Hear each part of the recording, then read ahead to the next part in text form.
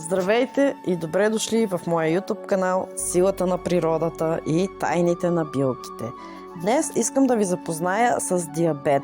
Болестта, която в България всеки втори човек я развива до днешно време, дори и малките деца.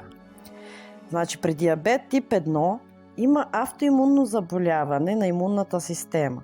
Унищожава клетките на панкреаса, които произвеждат инсулин. Тук обикновено в детска възраст и в младежка може да се получи, но и при възрастни също така. Симптомите са силна жажда, отслабване, умора, често уриниране. Лечението е цял живот инжекции на инсулин. При диабет тип 2 има инсулин, но не работи добре. С времето може да намалее самото производство на инсулин. Най-често в зряла възраст, сега все по-често и при младите. Развива се бавно, често без ясни симптоми. Рисковите фактори е наднорменото тегло, липса на движение или наследствена болест. Там лечението е промени в начина на живот, хапчета, а понякога и инсулин. В повечето случаи може да се излекува, ако има движение и намали килограмите, начин на здравословно хранене и хапчетата, които са му изписани от личният лекар. Но за мен хапчетата, както знаете, не съм съгласна с тях. Предпочитам с билките да се лекуват на 100%. Да, малко по-бавно е лечението, но там има сигурност, защото няма да увреди другите органи. Също така има и трети диабет при бременните жени, нарича се гестационен диабет. Появява се по време на бременност. Обикновено изчезва след раждането, но не всеки път. Някой път и след раждането може да се повиши риска от диабет тип 2.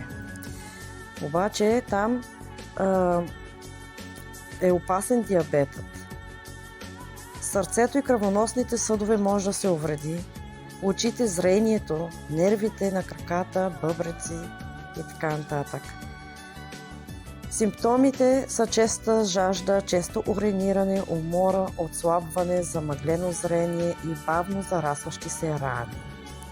Така, аз съм си направила комбинация от билки.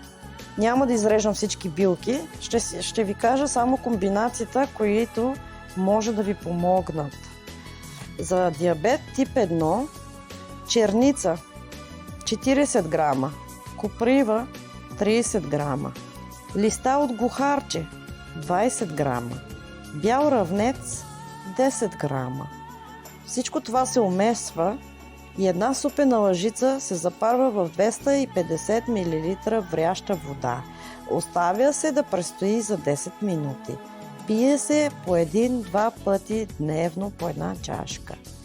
За диабет тип 2 имам друга комбинация.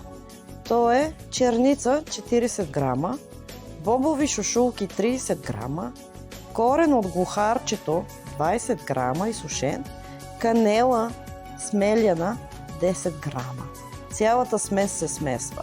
Една супена лъжичка от сместа се взима, във вряла вода в 250 мл се запарва, престоява се 15 минути. След това се прецежда и се пие 2-3 пъти на ден преди хранене. Надявам се това да ви помогне и да останете доволни. За днес беше това от мен.